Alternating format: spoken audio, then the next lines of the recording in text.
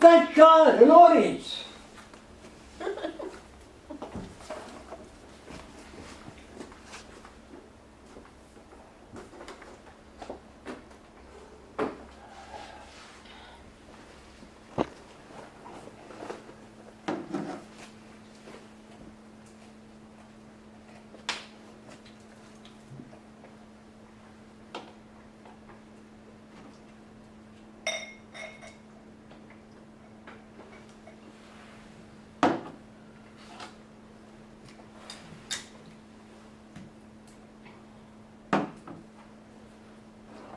Prost.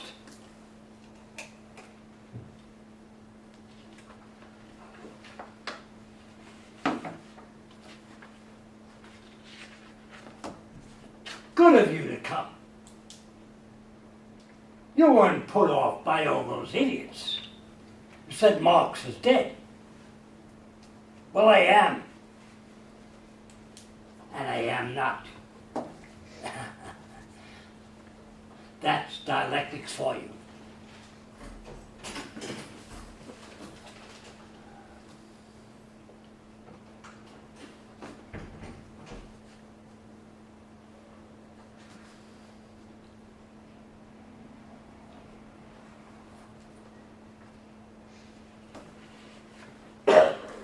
You may wonder how I got here.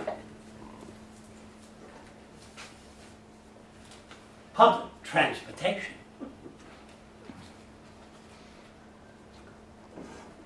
I did not intend to come back here. I wanted to return to Soho. That's why I lived in London. But a bureaucratic mix-up. Here I am, Soho in New York.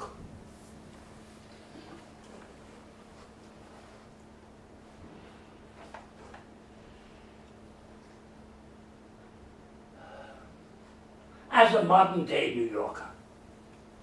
Well, I always wanted to visit New York.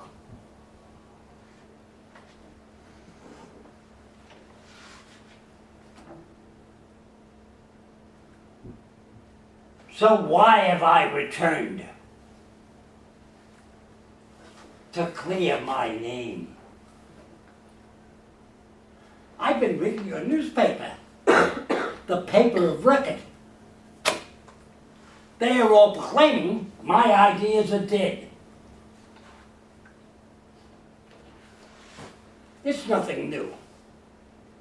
These clowns have been saying this for more than 150 years.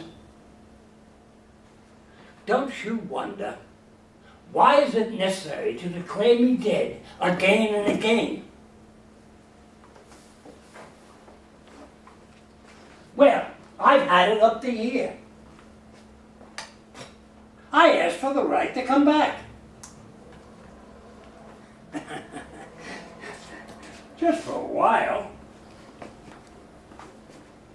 But there are rules. I told you, it's a bureaucracy.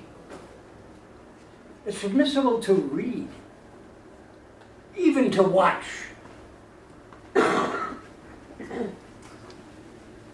But not to travel. I protested, of course, and had some support. Socrates told him, "The untraveled life is not worth living." Gandhi fasted. Mother Jones threatened to picket. Mark Twain came to my defense in his own strange way. Buddha chanted, hum. But the others kept quiet. My God, at this stage, what do they have to lose? Yes, there too, I have a reputation as a troublemaker. But even there, protest works.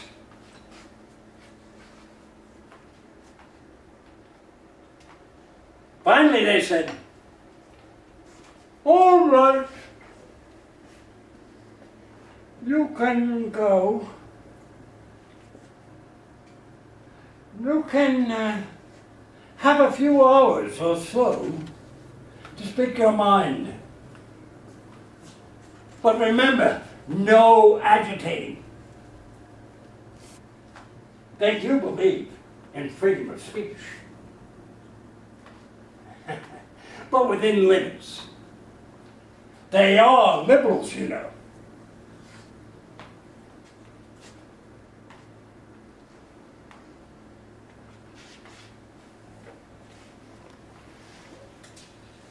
Marx is back for a short while in Soho in London. We were barely living. A flat on Dean Street, near where they dumped the city's sewerage. Jenny and I and the little ones, plus 2 dogs, 3 cats, and 2 birds. We were in London because I'd been expelled from the continent. Expelled from the Rhineland. Yes! From my birthplace. I had done dangerous things.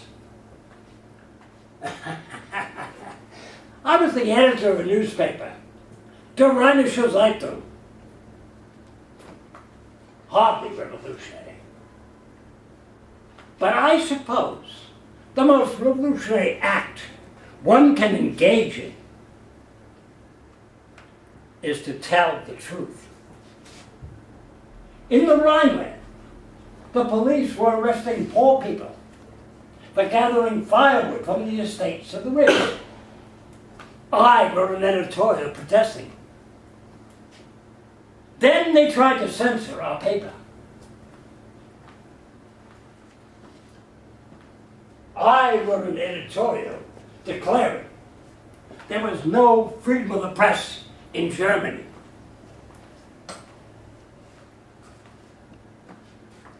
They decided to prove me right. They shut us down. Only then did we become radical. Isn't that the way it is? Our last issue of the Zeitung had a huge headline reading, "Revolt." That annoyed the authorities. They ordered me out of the Rhineland.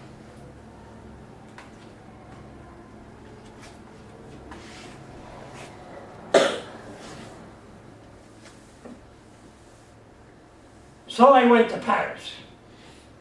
Where else do exiles go? Where else can you sit all night in a cafe, drinking wine, and telling lies about how revolutionary you were in the old country? If you're going to be in exile, be one in Paris.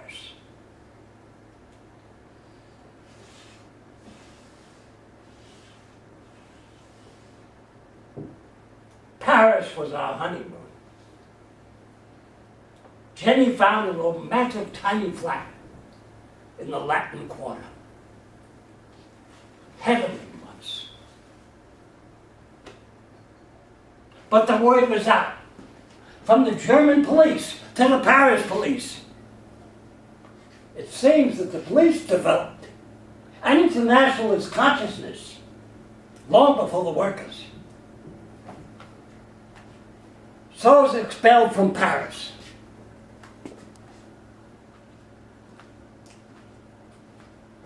We went to Belgium, expelled again.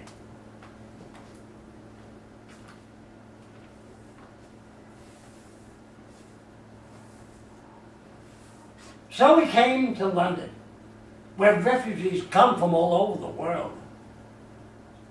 The English are admirable in their tolerance and insufferable in boasting about it.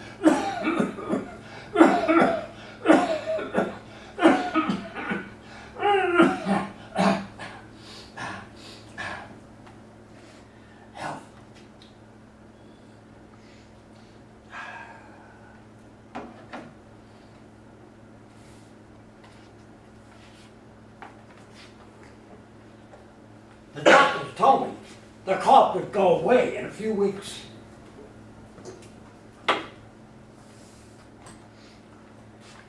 That was in 1858. I once said to Jenny, "Do you know what I fear most?" And she said, "That the revolution will never come." Yes, the revolution will come, but it will be taken over by dogmatists. They will speak for the proletariat, and they will organize my ideas. They will set up a new priesthood, a new hierarchy, with excommunications and indexes, inquisitions,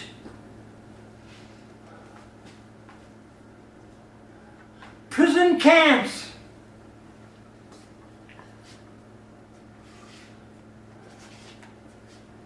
and firing squads.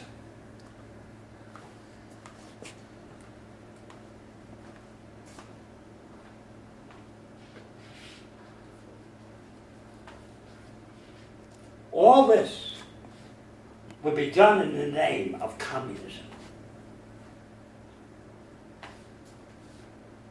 Delaying for hundreds of years.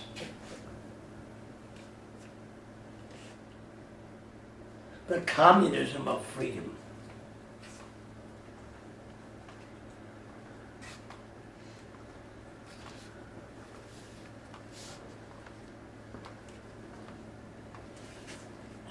Dividing the world between capitalist empires and communist empires.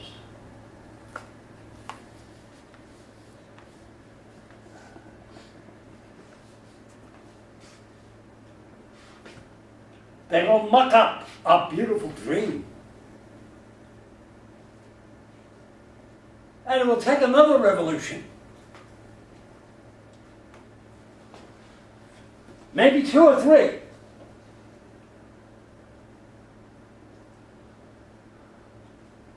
To clean it up.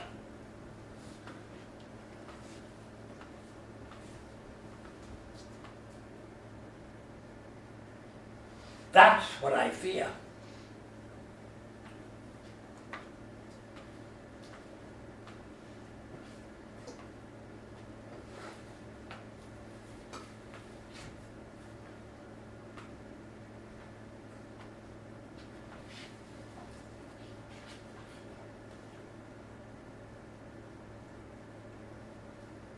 Das Kapital represented 15 years of hard work in the conditions of Soho. Walking every morning past beggars, sleeping amidst the sewerage, making my way to the British Museum and its magnificent library, working until dusk, reading. Is there anything more dull than reading political economy?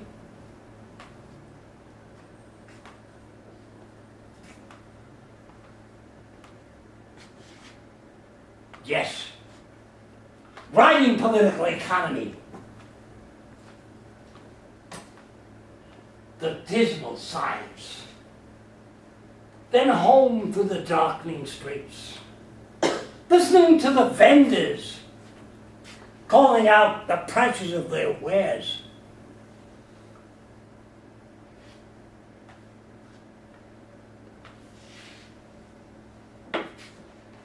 And the veterans of the Crimean War,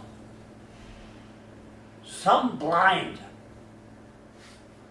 others without legs or arms, begging for a penny in the noxious air. The poor smell of London. Yes, my critics, trying to minimize what went into Das Kapital, would say, as they always say about radical writers, Oh, he must have had some dreadful personal experience. Yes, if you want to make much of it. That walk home through Soho fueled the anger that went into Das Kapital. I hear you say, Well, of course, that's how it was then, 100 years ago.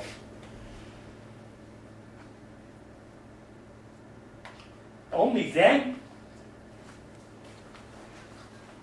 On my way here today, I walked through the streets of your city, surrounded by garbage, breathing foul air, past the bodies of men and women sleeping on the streets, huddled against the cold. Instead of a lassie singing a ballad, I heard a voice within my ear. Some change, sir, for a cup of coffee?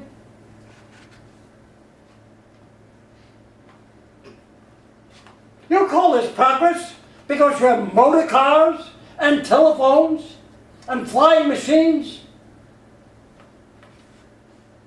and 1,000 potions to make you smell better?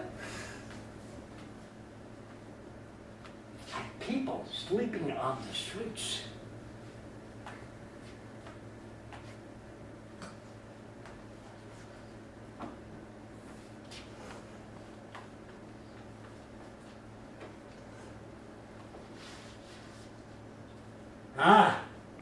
An official report. The United States gross national product. Yes, gross. Last year was $9,000 billion.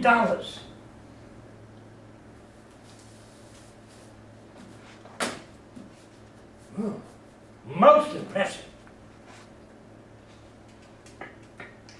But tell me, where is it? Who is profiting from it? Who is not?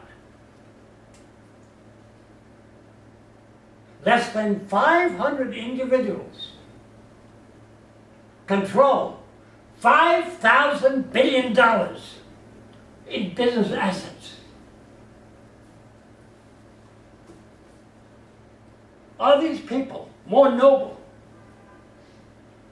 more trustworthy, more valuable to society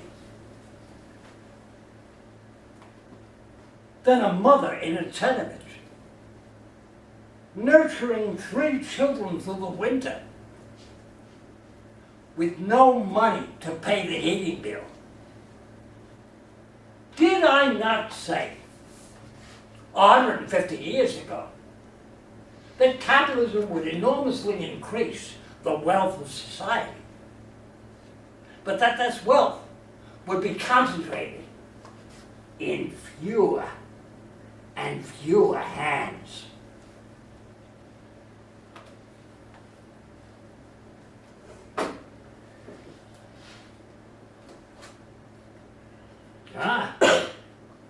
Giant merger of Chemical Bank and Chase Manhattan Bank. 12,000 workers will lose jobs.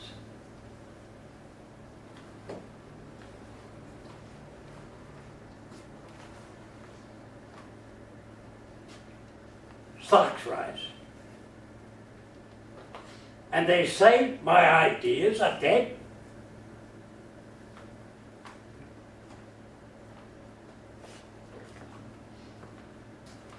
Do you know Oliver Goldsmith's poem, The Deserted Village?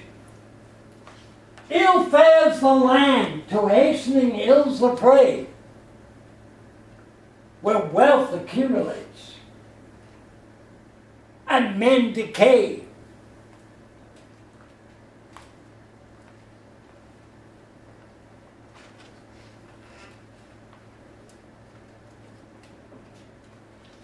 Yes, decay.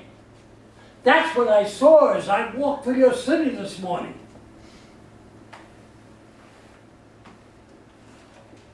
Houses decaying. Schools decaying. Human beings decaying. But then I walked a bit farther, and I was suddenly surrounded by men of obvious wealth. Women in jewels and furs. Limousines. Suddenly, I heard the sound of sirens.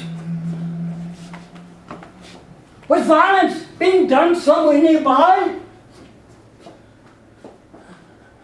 Was a crime being committed? Hell, police.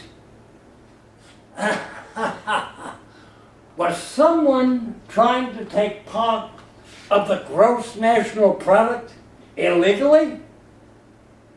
From those who had stolen it legally? Ah, the wonders of the market system. Human beings reduced to commodities.